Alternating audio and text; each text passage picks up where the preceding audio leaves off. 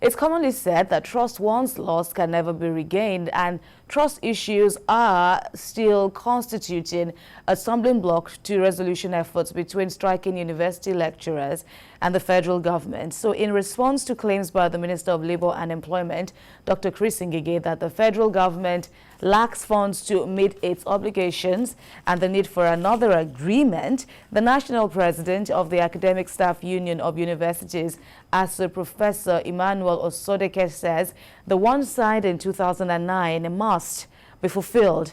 ASUU also advised the federal government to either fund universities or shut them down. GKB, the question has been asked as what is there to renegotiate? So today, earlier today, the federal government inaugurated what it calls the renegotiation committee, and we've seen how the ASUU side, snubbed that committee. Bringing us back to the initial question I asked, what is there to renegotiate, really? That's the question 200 million Nigerians are asking, really, because the government is a continuum, and we expect that once an agreement is reached, the best person you can do an agreement with should be the governor or the government of the state or the federation, as the case may be. To renegotiate means that at a point in time, they've agreed to do a certain percentage of what was agreed upon. Obviously, it was not enough to sway the lecturers back to class. And this, of course, is the fundamental problem we face as a nation. Because when agreement is reached, if it is done in good faith, there will be attempts to meet at least 50%, if not more, of that agreement before you now come for renegotiation. As of today, I don't think the federal government has done enough to warrant that they are not asking for renegotiation. Like I said, if they've done 50-60% of what they agreed to, and then circumstances now force them to come back to the negotiation table, fine, fantastic. But it seems that they are using this as a ploy to just delay implementing anything in the long run. And that, to me, if true, would be a shame indeed. Do you agree? Yeah, I agree with him, because this problem has been ongoing for 13 years, since 2009. And when we are talking about renegotiation, it is a problem associated with the fact that for 13 years, we have not done, the federal government has not done what it's supposed to have done. If, we have resolved this problem years back, that we don't need to be talking about renegotiation. Because once you have an MOU, you must have, critical thinking before you sign. So when 13 years after, you are not talking about renegotiation, and the fundamental issues raised, like funding of public universities, has not been addressed. And they are talking about the, University Transparency Accountability Solution.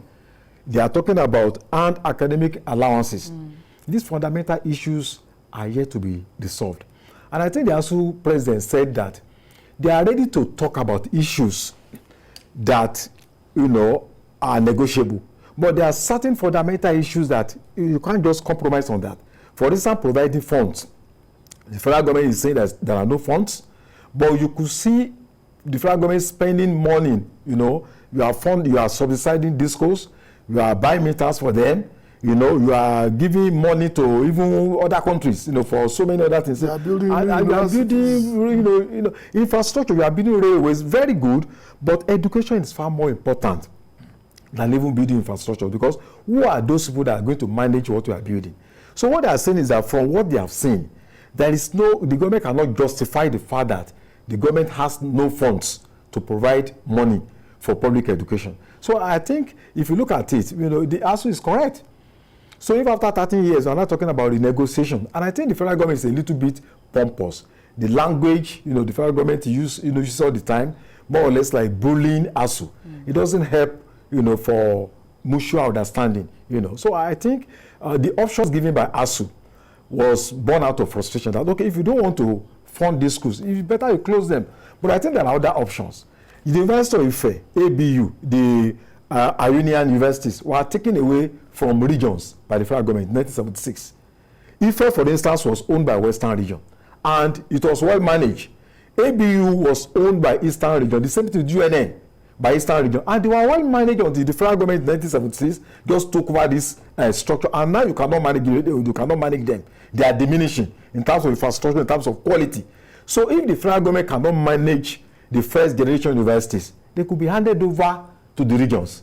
And then, when you are talking about funding, you give the money to the regions and let them manage those universities. Because if you go to these universities, you will cry.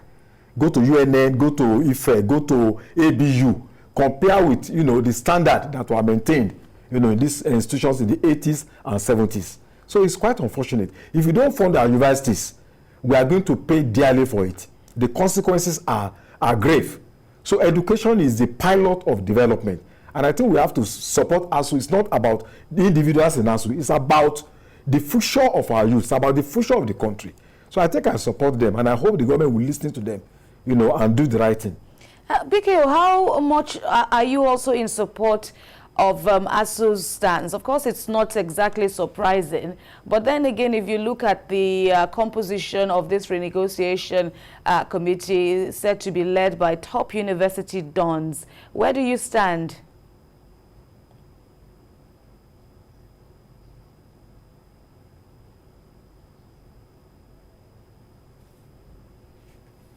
Extremely difficult for it to be trusted. When you go into negotiations with people and you show no faith to honor your word, people are never going to take you seriously. They are never going to take your word seriously. In December 2020, the memorandum of action was signed, enabling ASUU to suspend its strike, not call it off. But all of the issues that were agreed upon that got ASUU to end the strike at that time, or suspend the strike, government has refused to fulfill. There was this decision to look at to renegotiate the wages of academic staff of our universities. That committee set up by the government was led by Professor Ngige, who used to head the NUC. Ngige turned in his report a long time ago. What have we seen? Government has refused to look at the report that Ngige turned in with a view to implementing his recommendations. Now, if you set up a committee by yourself, you chose Ngige to head that committee, the minimum irreducible measure that you can take is to implement the recommendations of the committee that you set up by yourself without a gun put to your neck. But that has not been done. ASUU members have been on the same salary for 13 years. As I've said before, how many of us will agree to earn the same salary for 13 years? People can badmouth them, call them names, say all kinds of things. But how many of us have been on the same salary for 13 years amidst inflation, inflationary trend? So these are the big issues. And government knows that as long as it does not do something about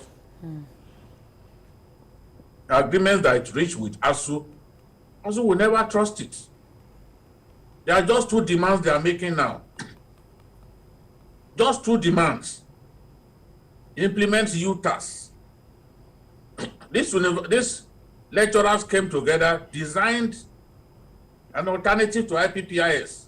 It cost more than 30 million to put it together.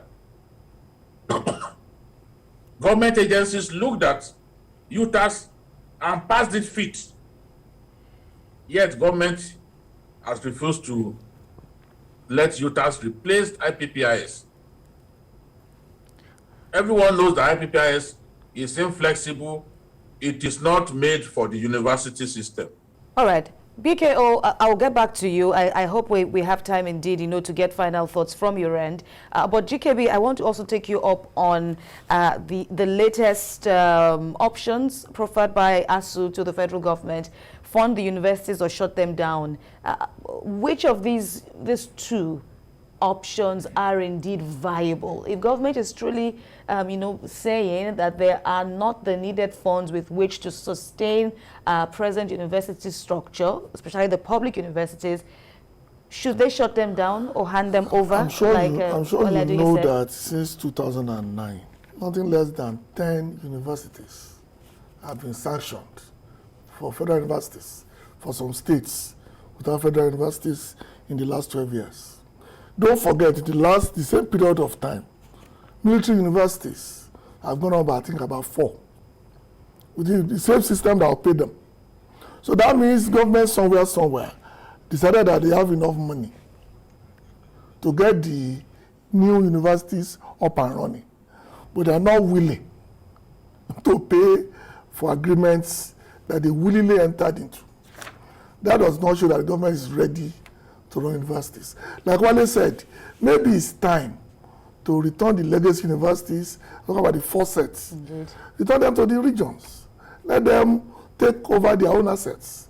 Then the one you created, give them back to the states. It's not really that important for you to run university if you cannot afford to do it. I understand the fundamental dynamics that led to the grabbing, if I can use that word, of these universities. Okay. But we are talking about almost 50 years later. And those things have been met. Let's return to basics. Those who can run this university, let them run it. Stop pretending you can run when one of your legs is crippled. Indeed, these are really, worrisome cycles. Yeah. And because don't forget, Professor Osodeke said a few years ago that there's a need for an emergency in the education state sector. Of emergency. Let's shut down the entire university system and then replan it. Right. If that's going to solve the problem. All right, we'll see how far-reaching, all these developments would go, especially in resuscitating our educational system.